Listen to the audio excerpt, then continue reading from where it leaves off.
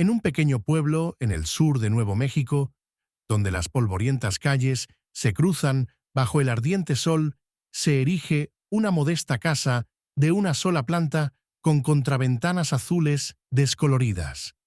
Aquí, en la tranquila calle Esperanza, vive Isabel Hernández desde hace casi 50 años. A sus 78 años, las arrugas rodean sus ojos marrones, pero no han apagado su cálido brillo.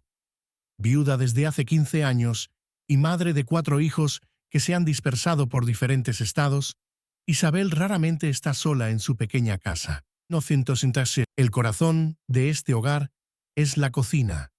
No es grande ni nueva, pero es sorprendentemente acogedora. Una vieja estufa de gas que Isabel se niega a cambiar, a pesar de las súplicas de sus hijos, una mesa de madera desgastada que puede expandirse para acomodar hasta 12 personas, y un techo adornado con racimos de chiles secos y hierbas mexicanas. En las paredes hay un colorido altar con la imagen de la Virgen de Guadalupe, una estatuilla de San Francisco, y entre ellos docenas de fotografías enmarcadas con patrones tradicionales, hijos, nietos, bisnietos, compadres y amigos que se han convertido en una verdadera familia. Isabel se despierta con los primeros rayos de sol. Antes del desayuno, enciende una velasora, una vela en un candelero de cristal con la imagen de un santo. Susurra una oración en una mezcla de español e inglés y comienza a preparar la comida.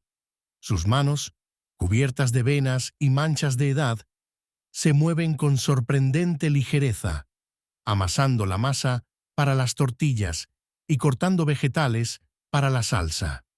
Nunca utiliza recetas. Todo está guardado en su memoria y su corazón.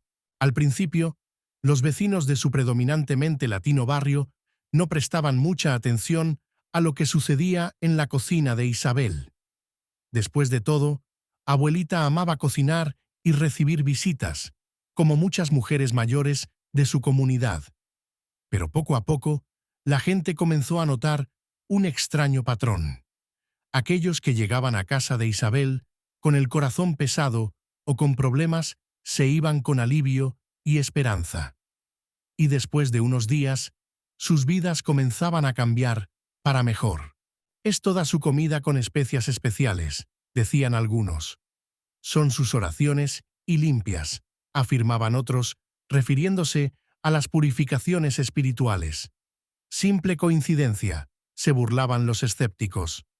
Pero Isabel solo sonreía al escuchar estas charlas y continuaba encendiendo su vela cada mañana y susurrando: «Bendice, Señor, mi cocina y a todos los que vengan a mi mesa hoy». Creía que su cocina no era solo un lugar para preparar comida, sino un espacio para sanar almas.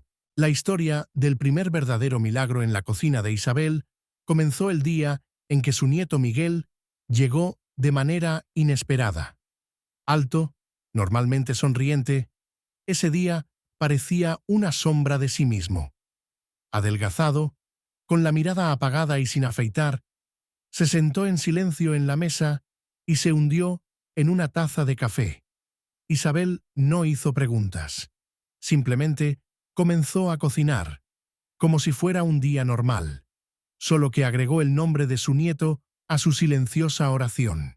«Hoy haré caldo de res», dijo, sacando carne y verduras del refrigerador. Era una sopa especial que Isabel solo preparaba en momentos importantes de la vida. Un caldo espeso y sustancioso con tiernos trozos de carne de res, verduras, maíz y especias. La receta se había transmitido en su familia de generación en generación. Durante las 2 horas que duró la preparación de la sopa, Miguel no dijo ni una palabra. Isabel se ocupaba tranquilamente de sus tareas, a veces tarareando viejas canciones mexicanas. Cuando la sopa estuvo lista, puso ante Miguel un gran tazón humeante, colocó junto a él tortillas de maíz frescas y se sentó frente a él. «Abuela, he perdido mi trabajo», finalmente soltó Miguel, mirando hacia la sopa. y Anita se fue. Dijo que estaba cansada de mis constantes retrasos en el trabajo y ahora que la he perdido, no sé qué hacer a continuación. Isabel no ofreció consejos. Simplemente escuchó mientras su nieto comía la sopa y poco a poco se desahogaba. Con cada cucharada, sus hombros se relajaban y un rubor aparecía en sus mejillas. Al final del almuerzo, Miguel ya recordaba historias divertidas de su infancia e incluso se reía. «Sabes, abuelita, eres la única persona con la que puedo simplemente estar en silencio y me siento mejor», dijo él antes de dormir. A la mañana siguiente, un timbre de teléfono despertó a Miguel. Habló durante mucho tiempo y luego entró a la cocina con una amplia sonrisa. «Abuela, me ofrecieron un trabajo. ¿Recuerdas a ese chico Jorge con quien jugábamos al fútbol cuando venía a verte en verano? Ahora es gerente en una empresa de construcción y está buscando un arquitecto». Isabel sonrió y se persignó. Cuando su nieto salió corriendo a recoger sus cosas, ella susurró en voz baja: «Gracias, señor, por este regalo». Sabía que no era solo sopa, y no era solo una conversación. Era el primer verdadero milagro en su cocina. La noticia de la maravillosa transformación de Miguel se esparció por el vecindario más rápido que el aroma de los recién horneados panecillos con chitas de la cocina de Isabel. Al principio, llegó la vecina Carmen, a quien le angustiaba el dolor por su hija Lolita, que había estado sufriendo de insoportables dolores de cabeza durante meses. Los médicos solo se encogían de hombros y le recetaban nuevos medicamentos. «Tráela mañana a almorzar», dijo Isabel simplemente, enviando a Carmen de regreso a casa con un contenedor de sopa caliente. Al día siguiente, Isabel se levantó antes del amanecer y comenzó a preparar un té especial, con hierbas recolectadas, en el patio trasero, susurrando oraciones sobre cada hoja. Para el mediodía, el tentador aroma del chili con carne ya llenaba su cocina, cocinándose a fuego lento. Lolita llegó pálida, con sombras bajo los ojos. Isabel la sentó en la mesa, le puso las manos en las sienes y susurró algo en voz baja. Luego, le puso delante una taza de té aromático. «Bebe a sorbos pequeños y cuéntame», le pidió suavemente. Para sorpresa de Carmen, la habitualmente reservada Lolita comenzó a hablar. Primero sobre el dolor, luego sobre el miedo, y después sobre los sueños que temía realizar. En 3 horas en la cocina de Isabel, la chica pareció despojarse de un pesado peso sobre sus hombros. Una semana después, los dolores de cabeza de Lolita se volvieron menos frecuentes y un mes después habían desaparecido por completo. Para ese momento, la cocina de Isabel ya no estaba desierta. Llegó Rafael, el maestro de escuela que había perdido el interés en su trabajo después de 20 años de enseñanza. Isabel preparó picadillo para él y escuchó sus historias sobre los niños y los libros. Se marchó habiendo ideado un nuevo enfoque para enseñar literatura. La viuda González también pasó, acompañada de sus 3 hijos, apenas logrando llegar a fin de mes. Para ellos, Isabel preparó una abundante carne asada y metió discretamente galletas y frutas en las mochilas de los niños. 2 semanas después, la viuda encontró trabajo en una panadería local. Isabel nunca le negaba nada a nadie. Cuando su nieta Rosa le preguntó de dónde sacaba el dinero para comprar alimentos para todas estas personas, ella solo sonreía de manera misteriosa. «El Señor envía justo lo que se necesita». Su modestísima pensión se estiraba de manera sorprendente, y los vecinos, a menudo, accidentalmente, dejaban en su umbral paquetes de comestibles o flores. Isabel aceptaba estos regalos con gratitud, pero nunca pedía por ellos. Ella creía que si alimentas a los demás con amor, la comida nunca se agotará. El invierno trajo al pueblo vientos fríos y la primera prueba seria para Isabel. En uno de esos días de diciembre, sintió un dolor agudo en el pecho mientras preparaba el desayuno. La habitación se desdibujó ante sus ojos, y Isabel tuvo que agarrarse del borde de la mesa para no caer. Solo es cansancio, se dijo a sí misma, y continuó meneando la avena. Pero el dolor regresó una semana después, y luego otra vez y otra más. Después de las insistentes súplicas de su hija, que había venido por el fin de semana, Isabel accedió a visitar al doctor Ramírez. El diagnóstico cayó como un rayo en un día soleado. Problemas cardíacos que requerían tratamiento serio y posiblemente cirugía. «Necesita descanso, señora Hernández», dijo el doctor con firmeza. «Nada de esfuerzos físicos, nada de estrés». Isabel asintió, pero al regresar a casa no cambió nada. Solo comenzó a levantarse aún más temprano para poder descansar entre la preparación de los alimentos, y aprendió a cocinar sentada cuando el dolor se volvía insoportable. Por las noches, cuando la casa se enmudecía, Isabel encendía una vela junto a la icono y mantenía largas conversaciones con Dios. «No le tengo miedo a la muerte, Señor», susurraba.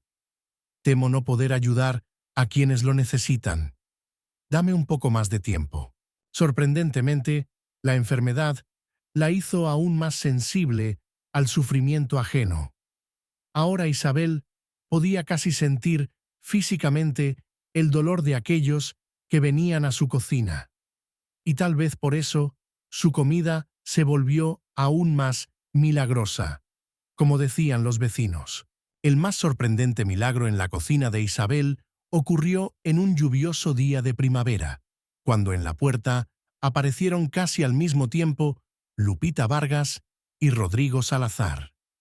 Dos vecinos que vivían uno frente al otro no se habían hablado en más de 15 años, y todo el barrio conocía la historia de su enemistad.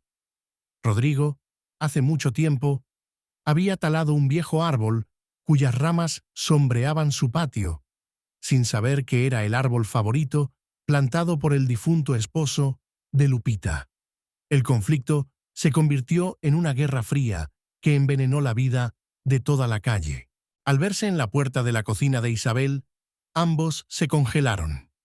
Lupita ya estaba a punto de irse cuando Isabel la tomó de la mano. «Entren ambos. Hoy preparo pozole verde». Se sentaron en extremos opuestos de la mesa, evitando mirarse el uno al otro.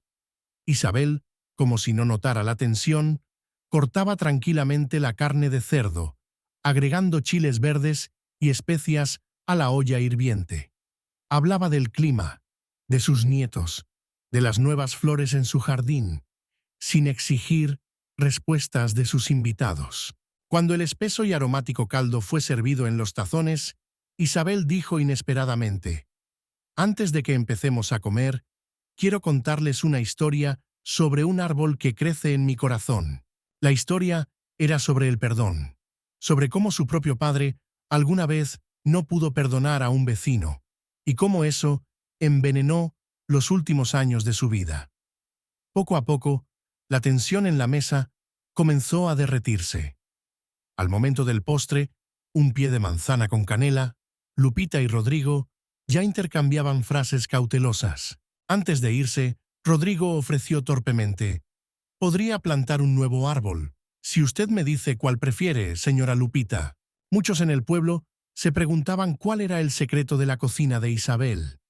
Algunos pensaban que utilizaba especias especiales o ingredientes secretos.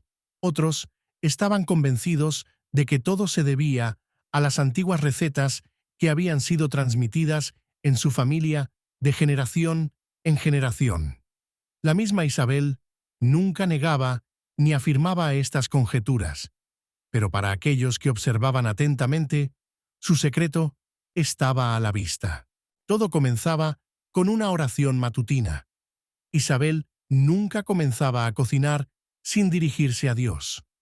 «No pido milagros culinarios», le decía a su nieta Rosa cuando ésta la ayudaba a amasar la masa para tamales, «sino que mis manos se conviertan en sus manos y mi cocina sea un lugar de su presencia. Detrás de cada plato había una filosofía especial. Isabel creía que en cada ingrediente debía invertirse la emoción adecuada. Amasaba la masa para las tortillas con gratitud, recordando todo lo bueno que había ocurrido durante el día. Preparaba las salsas picantes con pensamientos sobre cómo superar las dificultades y los postres dulces con esperanza hacia el futuro. Isabel prestaba especial atención al pan. Esponjosos panecillos con chitas de canela, pan dulce con patrones de glaseado de azúcar, pan de maíz aromático. Todo eso lo horneaba ella misma, negándose a comprar productos listos en la tienda. En el pan vive el alma del hogar, decía ella. El secreto principal, sin embargo, no estaba en las recetas, ni siquiera en las oraciones. Isabel sabía escuchar verdaderamente a las personas, encontrando precisamente las palabras que cada individuo necesitaba oír. Y lo más importante, ella creía sinceramente que cada persona que llegaba a su cocina era enviada por Dios con un propósito específico. Una semana antes de Navidad, Isabel comenzó a prepararse para una cena especial. Invitó a todos los que alguna vez habían sido huéspedes en su cocina de maravillas. A pesar del dolor en su corazón y el cansancio, elaboró una larga lista de platillos: picadillo y chili con carne, tamales y enchiladas, varios tipos de salsa, arroz con azafrán y frijoles, carne asada y, por supuesto, su famoso caldo de res. «Abuelita, es demasiado para ti», se preocupó Rosa, que había venido a ayudar. Pero Isabel solo sonrió. «Será una noche especial, mía. Lo siento en el corazón». La nieve, inusual en su región, empezó a caer la mañana de Nochebuena, cubriendo las polvorientas calles con un manto blanco. Para las 5 de la tarde, la casa de Isabel se llenó de aromas y huéspedes. La cocina ya no podía acomodar a todos, y se tuvieron que colocar mesas por toda la casa. Más de 30 personas, vecinos, amigos y visitantes ocasionales que se habían vuelto cercanos, se reunieron. Cuando todos ya estaban acomodados y Isabel se preparaba para pronunciar la oración, se oyó un golpe en la puerta. En el umbral estaba un alto hombre canoso, con un abrigo desgastado. Detrás de él, una mujer y 2 adolescentes se movían de un pie a otro. «¿Mamá?», pronunció inseguro el hombre, y Isabel casi se cae al reconocer a su hijo mayor, Juan, a quien no había visto en casi 10 años después de una difícil pelea. «Estábamos pasando por la ciudad. Vimos luz en las ventanas. Perdona por aparecer sin avisar», comenzó él. Pero Isabel ya lo estaba abrazando, llorando y riendo al mismo tiempo. Esa noche, en la mesa, Isabel reunió a todos sus hijos y muchos nietos, vecinos y amigos, como una gran familia latinoamericana, unida por algo más que lazos de sangre. La primavera trajo al pueblo vientos cálidos y el florecimiento de los naranjos. En la cocina de Isabel nació una nueva tradición. Cada viernes invitaba a algún joven a enseñarle a cocinar platos especiales. La mayoría de las veces venían Rosa y otros nietos, pero a veces también aparecían los niños del vecindario.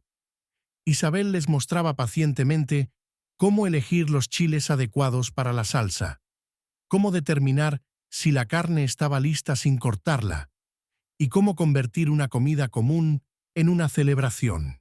«Debes anotar todas tus recetas, mamá», le dijo un día su hija María, mientras observaba a Isabel transformar ingredientes sencillos en una obra maestra culinaria. Por las noches, cuando los dolores retrocedían, Isabel comenzó a escribir no solo recetas, sino también historias relacionadas con su cocina. La historia de Miguel y la sopa que cambió su destino. La historia de Lupita y Rodrigo, que se reconciliaron sobre un plato de pozole. La historia del pequeño Pepito, que dejó de tartamudear después de ayudarla a hornear galletas. Cada receta iba acompañada de un relato y una oración. La verdadera cocina de bendiciones no requiere talentos especiales ni ingredientes caros, escribía Isabel en el prefacio de su libro casero. Solo requiere un corazón abierto y fe en que cada comida puede convertirse en un momento de sanación. El doctor Ramírez, que venía a verificar el estado de Isabel, observaba con asombro que, contrariamente a sus pronósticos, ella no solo no se debilitaba, sino que parecía hacerse más fuerte. Quizás en su cocina realmente suceden milagros, señora Hernández, bromeó una vez. Isabel le sonrió con su sabia sonrisa. Doctor, el verdadero milagro no es que mi cocina cure a los demás. El verdadero milagro es que, al sanar a los demás, me sano a mí misma. Gracias a ustedes, queridos espectadores, por pasar este tiempo con nosotros en la cálida cocina de Isabel Hernández, donde la comida simple se convierte en bendición y los encuentros comunes se transforman en milagros. Si esta historia tocó su corazón, quizás, en su vida también, haya un lugar que pueda convertirse en la cocina de bendiciones para aquellos que lo necesiten. No olviden suscribirse a nuestro canal para no perderse nuevas historias sobre personas comunes con una fe extraordinaria y amor hacia los demás. Dejen sus comentarios, compartan sus historias y denle me gusta si les ha gustado. Cada una de sus reacciones nos ayuda a crear más videos conmovedores como este. Hasta la próxima.